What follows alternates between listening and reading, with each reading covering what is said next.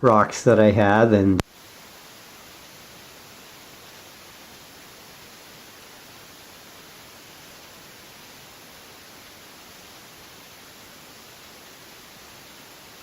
it's basically a rock with a hollow into it. Was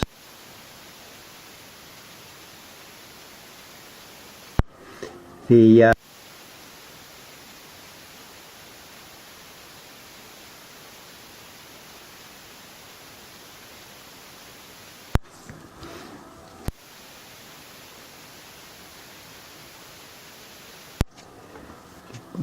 okay, you see that ring around there? The last time any had a fire, actually had a flame in this, was during the Neolithic period, Maritime Archaic Period, between 8,000 and 3,000 BP. I thought, well, why not? Why not give it a shot? If they could use it to light their shelters, the Maritime Archaic shelters, if they could use this to light their shelters, I can certainly do a video on how to use a fat lamp.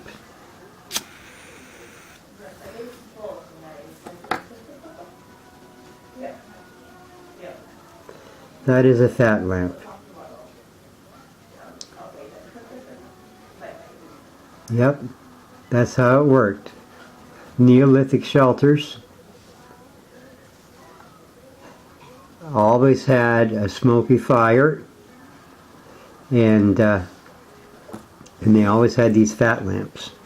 Now, before this causes a fire alarm to go off, I am going to snuff it out.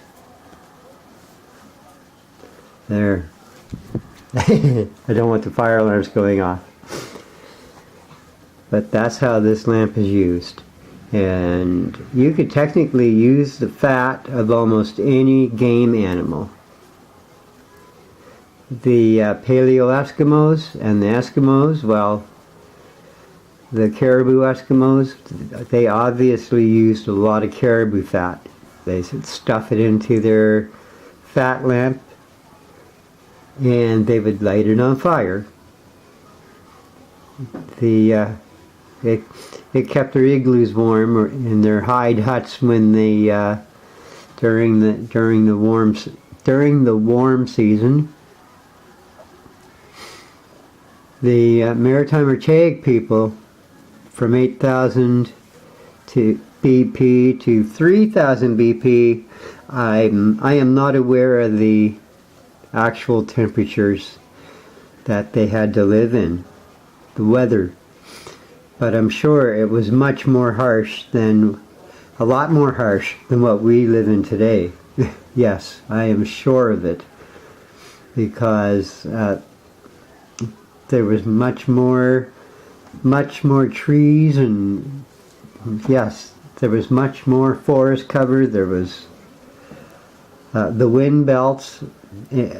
Everything was different, all of it.